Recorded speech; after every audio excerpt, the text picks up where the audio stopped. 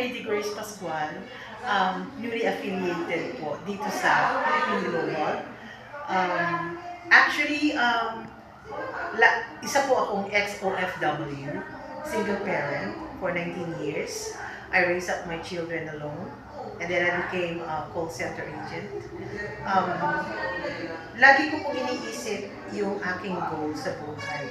Sa pagiging ex-OFW ko at sa pagiging call center agent ko, hindi ko po nakita yung vision ko na magkaroon ako ng sariling negosyo. Actually, nung makita ko po ito sa ad po ng Facebook ni Mr. Vincent Ridoban, nagkamit po ako ng interest dahil mahilig din ako mag-travel. Una, gusto ko pong mag-travel. And then, nakausap ko po si Mr. Vincent Ridoban. In-explain niya sa akin yung mga benefits na matatanggap ko pagka ginawa ko ng business. So, na-visualize ko po yung dream ko na pwede ko pa palang maabot sa kabila ng edad ko ngayon. Malapit na po ako mag-senior, pero hindi ko pa naaabot yung dream ko.